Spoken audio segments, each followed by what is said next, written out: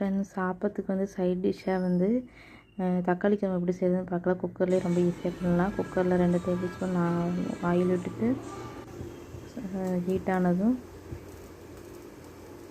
Oil ஹீட்டானதும் ஒரு பட்டை ஒரு கிராம்பு வந்து உடணும்.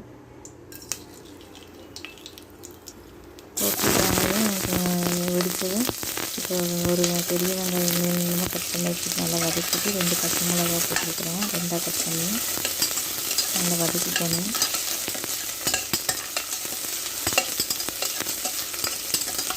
தக்காளி குழம்புக்கு வந்து தக்காளி நிறைய சேர்த்துனா தான் நல்லாயிருக்கும்.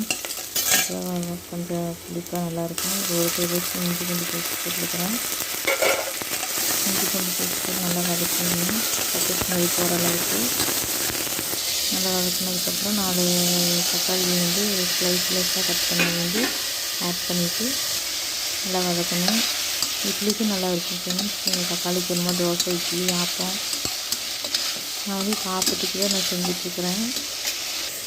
ஒரு தேங்காய் வந்து ஒரு அரை மூடியில் வந்து அதுலேயும் பாதி மூடி தான் எடுத்துருக்கேன். ஒரு டேபிள் ஸ்பூன் பெருஞ்சீரகம்,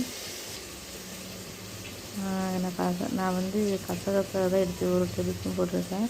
முந்திரி இருந்தாலும் ஆட் பண்ணிக்கலாம். நான் முந்திரி இல்லாதனால கசகசா போட்டிருக்கேன். கசகசா அப்படி இல்லைன்னா பொட்டுக்கல்ல ஒரு ஒரு டேபிள் ஸ்பூன் ஆட் பண்ணிக்கோங்க.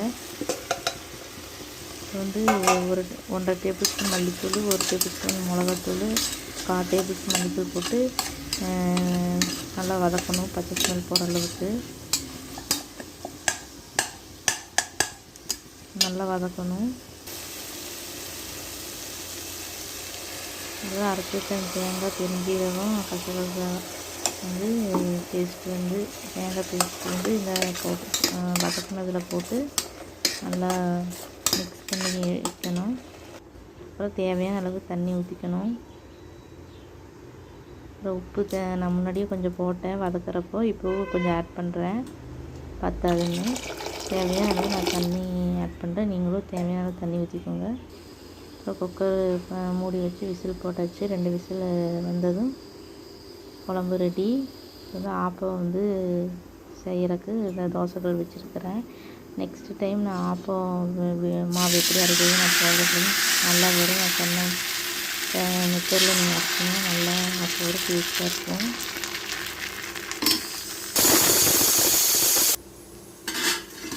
நல்லா சொலையே வரும் ஃப்ரெண்ட்ஸ். இந்த மெத்தடில் நீங்கள் அரைச்சி பாருங்கள்.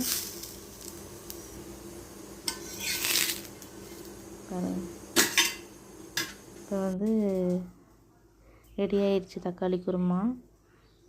அப்புறம் கொத்தமல்லி தூவி சர்வ் பண்ண ரெடி தக்காளி குருமா. இந்த சேனல் லைக் பண்ணுங்கள், கமெண்ட் பண்ணுங்கள், சப்ஸ்கிரைப் பண்ணுங்கள். Thank you friends.